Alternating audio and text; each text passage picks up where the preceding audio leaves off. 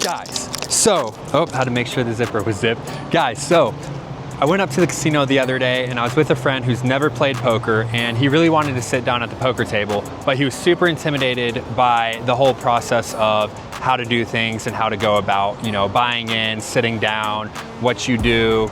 So today we're gonna talk about what to do. So my recommendation is show up with a friend, you know, who plays poker, and just follow what they do, really. But if you are gonna go by yourself, like I did a couple years ago, I sat at my first live poker game and I was super intimidated. I didn't really know what I was doing, but I watched a bunch of YouTube videos and I just did my research on there. So I went from there. So what you're gonna do is walk into whatever room you're gonna go to and go ahead and go up to the front desk and ask to get seated at whatever stakes you want to play. So let's say 1-3, which I recommend playing at low stakes if you're playing live for the first time. So ask if you can get a seat at any 1-3 table, and you'll either be put on a waiting list or they'll say, yeah, man, we got a seat for you right now. We'll take you to the cashier, or you can pay at the table. What I recommend, don't show up with a debit card and think that you can, you know, get cash from a debit card. I've seen that happen, and that's obviously a super big tell that this guy never has played live cash poker at a casino. You don't want to give that information away. You also don't want to get to the table and say, hey guys, this is my first time playing live cash, you know, take it easy on me, or, you know, just bear with me, you know, just don't give out this information. So your first time playing, you know, I always like to buy in for at least 100 bigs. If you're playing for the first time and you're intimidated, you want to see how things go, just buy in for the minimum, $100 at 1-3. And then going from there, you'll, you know, just pay attention to how the table is acting. I would recommend don't listen to headphones. You know, if you want to wear glasses, you can wear glasses. I never wear glasses at the table. Don't act out of turn. You know, just really pay attention to the game and what's going on in the game. So don't act out of turn. You know, pay attention to what's going on at the table. Make sure you tip your dealer. You know, those are subjective things, but you know, most of the people I've seen play, and myself, you know, we're gonna tip the dealer after we win a hand. So that's good etiquette. Going from there, you know, just enjoy yourself, have a good time. The cool thing is, if you're intimidated by playing for the first time, guess what? You're gonna get it out of the way, and now you're gonna be more comfortable every time you go to the casino to play poker. And you know, you'll just start to enjoy yourself more, and you know, you'll pick up on things, and you know, eventually you'll be sitting down with some of the same players you play with often. So just have a good time, you know, and have fun with it. You know, make some money, good luck at the tables, run good, run hot. Yeah, so just enjoy it. What's up, everybody? We're back at Bally's on a Friday night, and the first hand we see is going to be King Jack off in the small blind. It limps to us, and let's see what these table dynamics are about. We raised this one up to $25. We've had the blinds pass through a couple times by now, so we have a stack of $290. We bought in for $300 tonight, and that's pretty typical for us, and we'll be ready to fire another bullet just in case. And someone goes all in for about $100. With King Jack off, I already know it's gonna be a fold for us, but there's more. Someone else goes all in, so easy fold for us. Moving on to the next hand. Okay, now we have ace queen suited. We're in the low jack. We raised this one up to $15.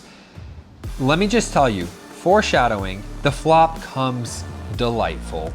Absolutely, eggs, cheese, what a delight.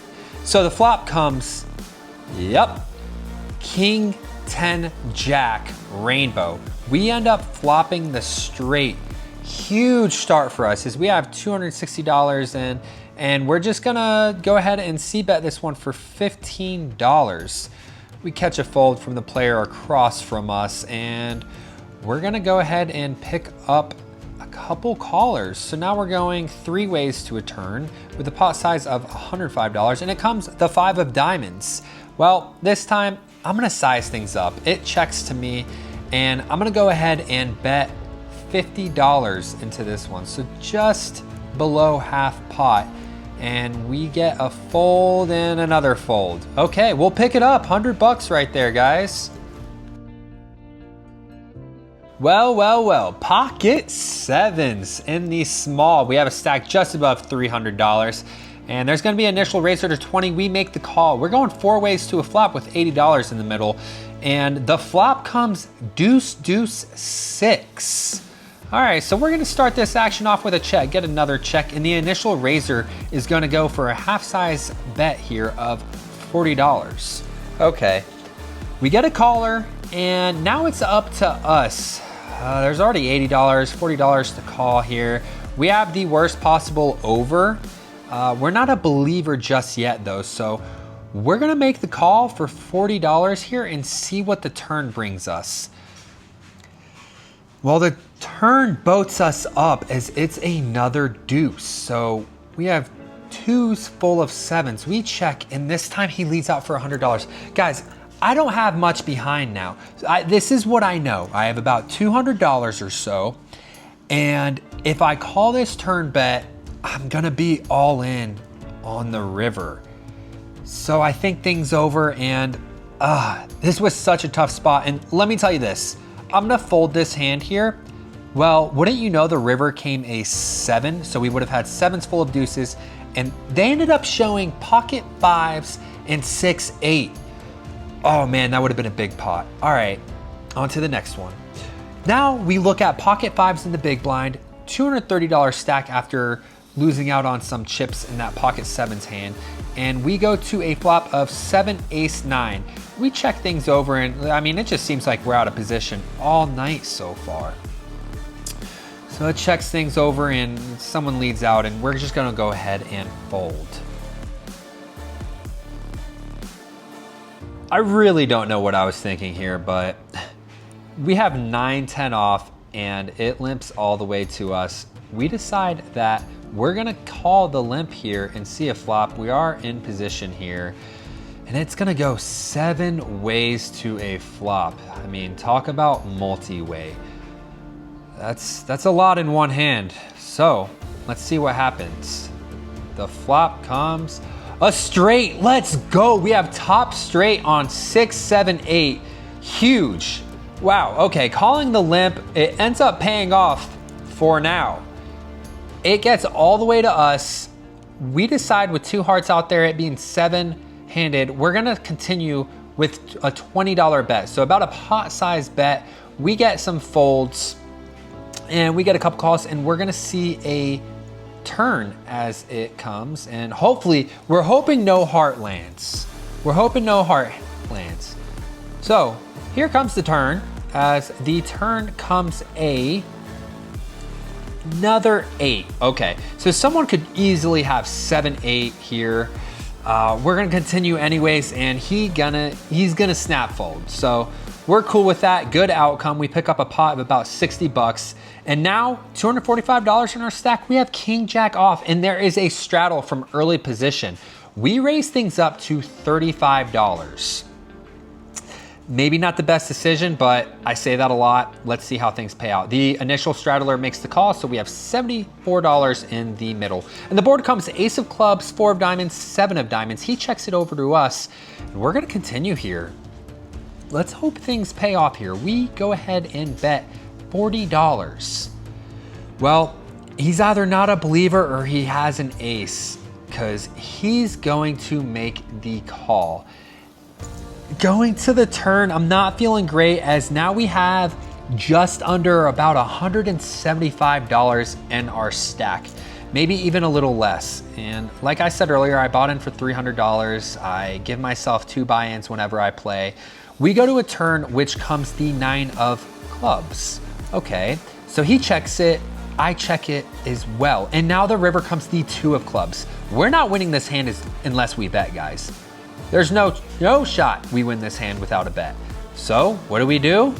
We reach for some chips, and we're trying to figure out how big we make this. Honestly, we don't make it that big. We just go ahead and bet $60. And to me, this bet just says, hey, I want to get paid off here, pay me. Well, he folds pretty quickly, that is, so we're good. Oh man, That was a pivotal hand there, and we're moving on to the next hand where we move tables, and we move tables because they started straddling at $25, a little too much with $300. And we look down at pocket tens in the big blind with a stack size above $300 at $325. And this guy's been limping since I've been at the table, and with pocket tens, we'll see a flop. And the board comes king high. We check this one over. He leads out for $10 into 20. We decide to make the pretty quick fold, and good fold. He shows us pocket queens. All right, I am okay with that outcome there. Really just hoping to flop a set, and we're gonna move on to the final hand of the night, pocket twos. And we are in the button, and it gets to us, and we just raise things up to $7. We get the big blind to call. So, I mean, pretty weird raise from me. Usually I raise either $10 or $15, but a $7 raise, we'll see. And the board comes 4-8 jack. Big blind checks things over, and we're just gonna c-bet with pretty much 100% frequency here whenever there's a 10 through ace here. So we bet $7 into 15, so about half pot, and he makes the call. So let's go to a turn. That comes 6 of hearts. He checks things over, and we're gonna check things back as well. The river comes 10 of diamonds. No way we're good here. So, you know, it's another situation where we only win if we, oh, there goes the phone. Okay, so let's see. We check, and we have the winner. Pocket twos, he had ace high, so perfect. We're gonna take that one, and that's gonna end the night, guys. Thank you for watching. Please leave a like and subscribe. Looking forward to putting out more content. Let's keep things rolling. Good luck at the tables, guys.